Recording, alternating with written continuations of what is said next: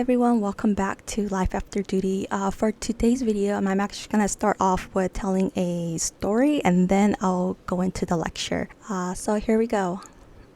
This video is going to be talking about responsibility, culture, and what people get wrong about high achievers. When I transitioned from intelligence squadron to a fighter squadron, I walked in on my first day with no supervisors, no coworkers, no guidance. Yet the aircrew were expecting a briefing. I told them apologetically, this is my first day. I don't know what kind of briefing you need me to do. So typical fighter squadron, within 15 minutes, I had to stand in front of them and deliver. No two briefs are ever the same, but I did my best. That day, I made a promise to myself. I will learn how to do briefing properly, and I will make damn sure my aircrew always had the best information I can give because their mission depended on it.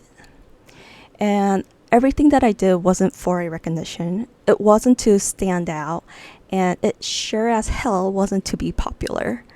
It was simply a responsibility. That sense of duty only deepened when I reached my operation base. Back in tech school, June 2020, I heard about a tragedy that happened. We lost an eagle at that very same base that I was assigned to. Later, I met the intel analyst who was there at that day, at that time. I heard the story directly from them. That moment left a mark in me. I told myself, do your best, take this seriously. Whether it be training or a real life situation, always treat every mission as a real thing. So, when a coworker once asked why I come into work hella early, I simply share my philosophy. Don't get comfortable. Because comfort to me meant stagnation.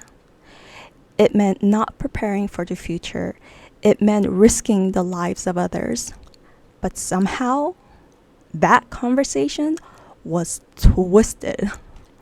The coworker that told our supervisor that I expected everyone to perform at my level. The supervisor repeated it back as if that was true and factual. Because what I've heard was, you shouldn't expect others to perform like you. What they didn't see was that my achievement was never a demand on others. It was never about being awarded. It was never about recognition. It was definitely never about popularity.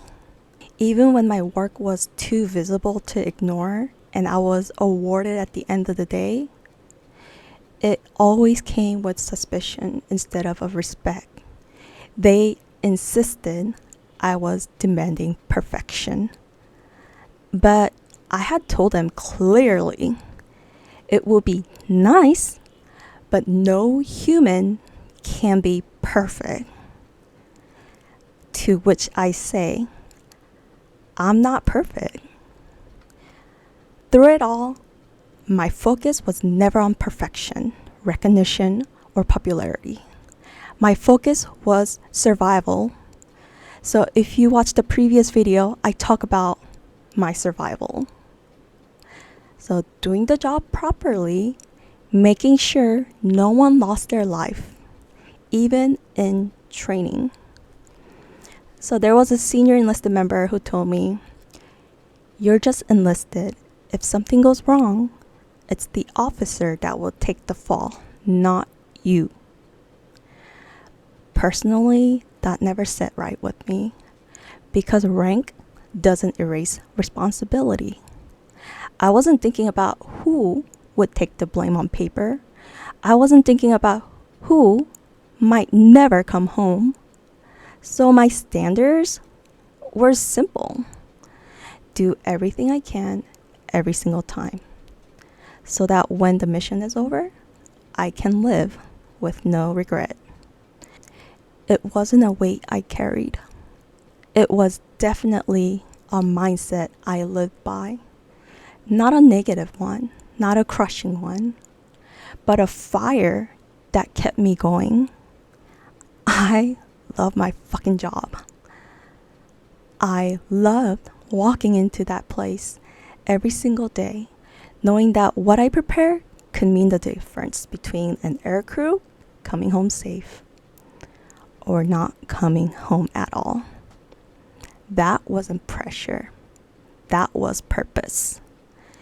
And that purpose drove me to give everything I had. I was never exhausted from the work itself. When I say I loved it, people who actually know me, they know that I meant it. Sure, mentally I ran on fumes, but hell, I was proud of my work. Proud of what we achieved. Proud that even in the grind, I can walk into that place and know without a doubt that I was exactly where I meant to be. Doing the work kept people alive.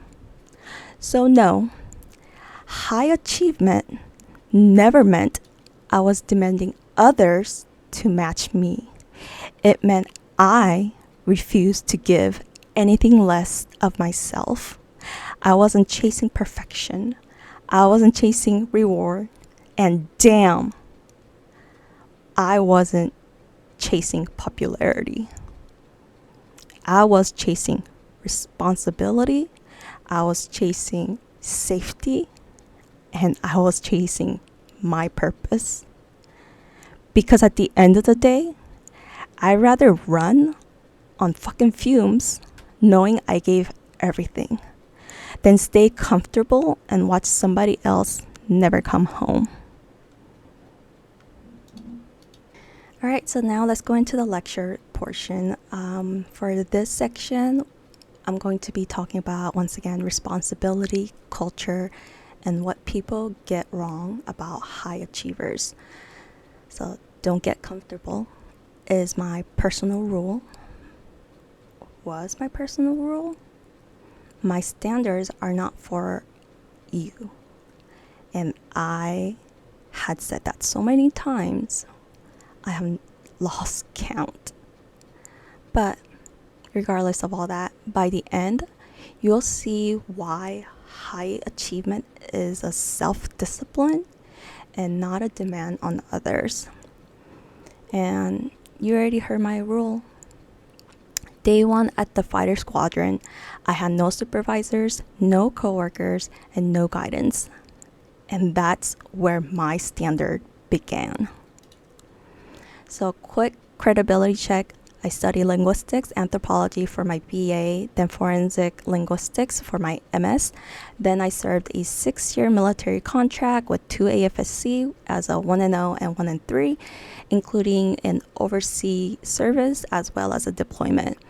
I am, in addition to all that, a fully licensed EMT in the state of California. So, here's the trap. I see it all the time. A Korean American shows a high standard, and people assume we are just trying to set the bar for everyone.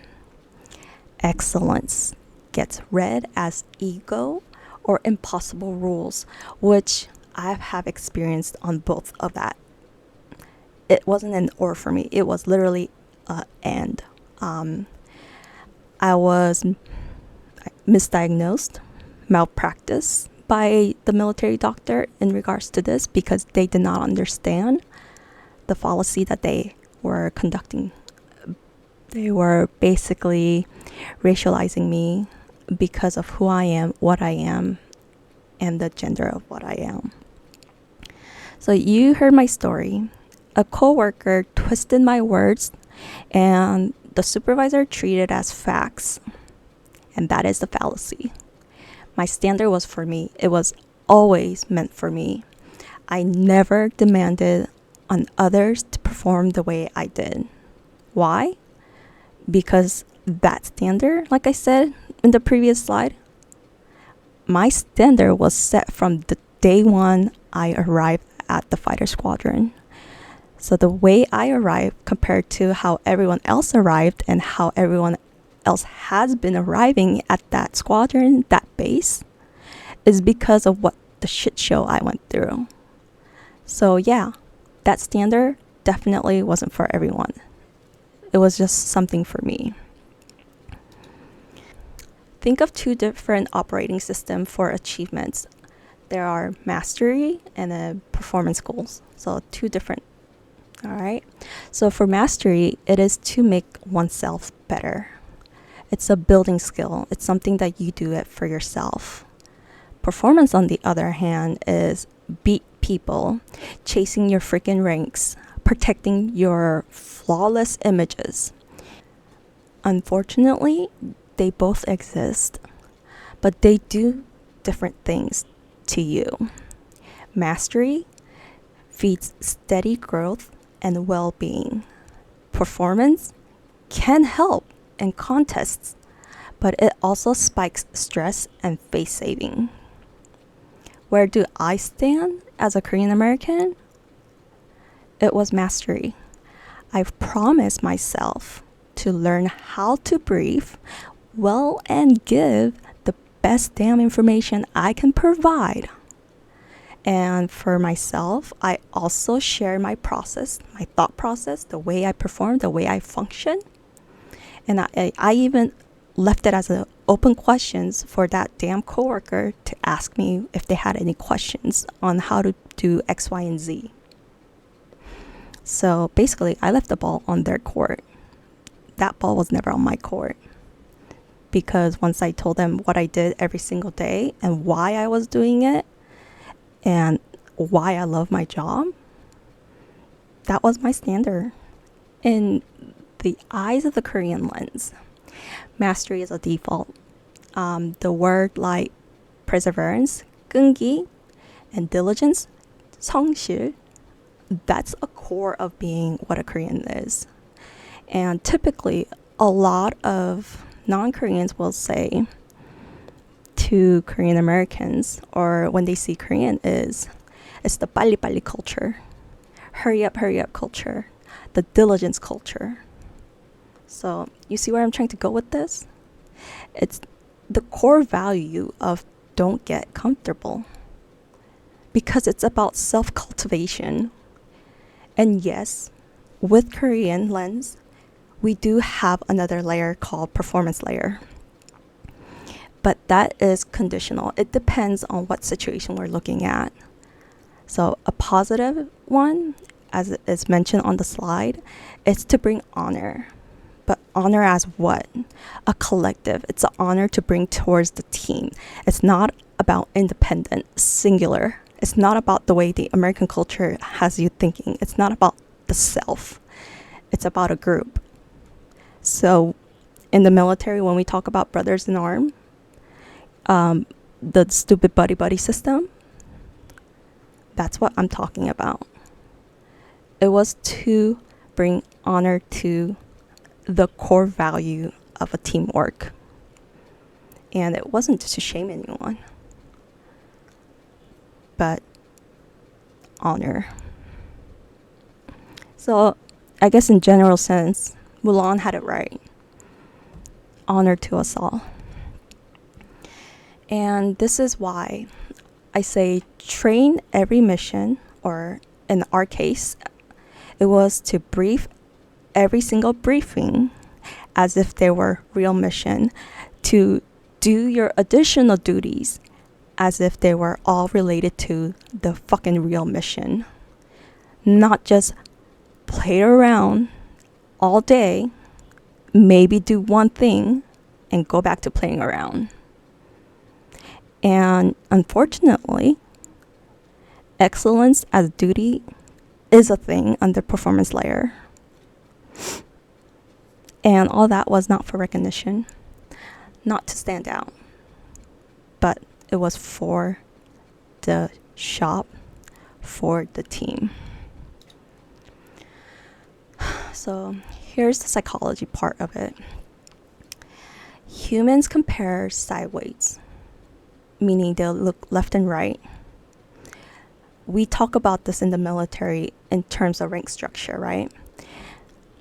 We look to our peers, meaning people that are in the same rank as us. And unfortunately, the way that military does it is very toxic. Because stand next to a strong performer and it can feel like pressure, even if they never ask anything of you. That is a normal cognition.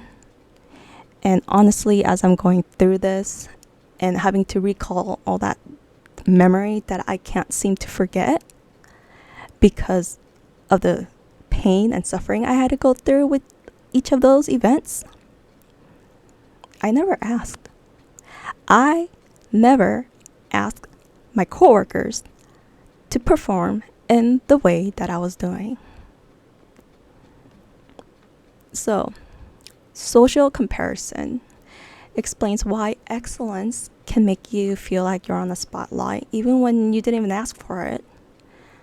And this portion, I definitely do reflect back and understand maybe it is true. Because my job at the fighter squadron every day, I was super happy. I was always ready to learn something new. I was always ready to humble myself in front of the aircrew, learn from my mistakes, and grow. I never saw that as a spotlight. I saw that as myself trying to be a better today than yesterday. So it was never about getting awards, which people, supervisors, fucking peers all saw me as. And it was due to their fallacy. It was because they were blind and stupid and did not understand that just because of who I am, they should not have judged me like so. But every fucking one of them did. No matter how much I cried out and said, I'm just here to do my job and have fun. And to that I said, no one is perfect. I'm not perfect. I don't achieve to be perfect. But that day, when I'm able to perform my best and walk away without any regret, I consider that being the best version of myself. So, the tension that came from the comparison, it wasn't intentional.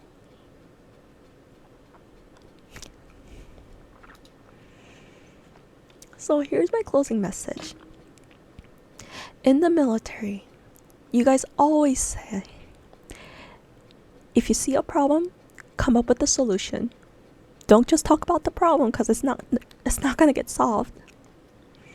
So I ask of you, if you consider yourself to be a leader, if you consider to have another person's life in your hand, start by asking the intent before you assign motive. Is this your personal standard or a requirement for everyone?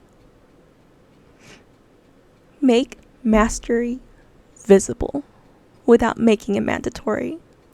Recognize your airmen's purpose and their safety, not only their output. Because that's how I used to operate. I laid out my process, welcomed questions, and let people choose.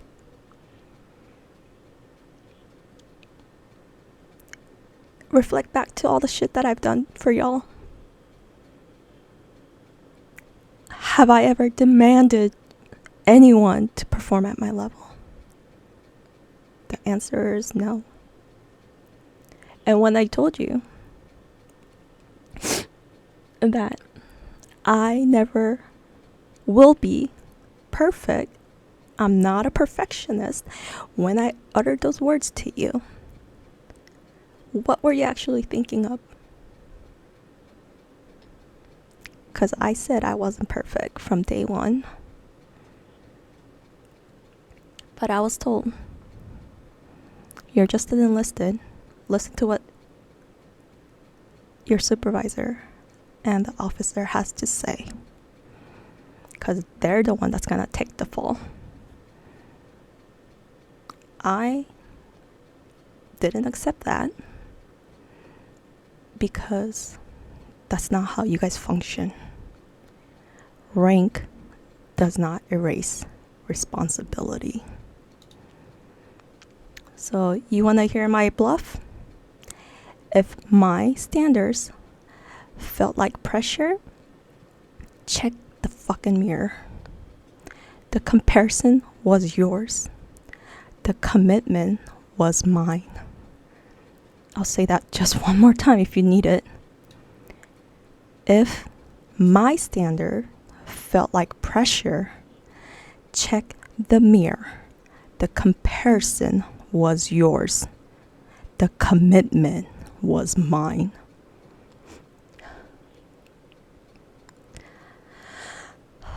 I held myself to a promise for safety, not to police anyone.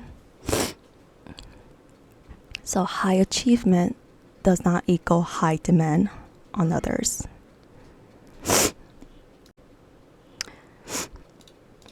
So check this out. High achievement does not equal high demands on others. If it felt like pressure, check the mirror first. I held myself to a promise, not you. This is Luna signing off. So just to continue, thank you everyone for listening in today. And here's a citation for today's key ideas and scholar articles that I was able to utilize to create this PowerPoint slides. Once again, thank you everyone.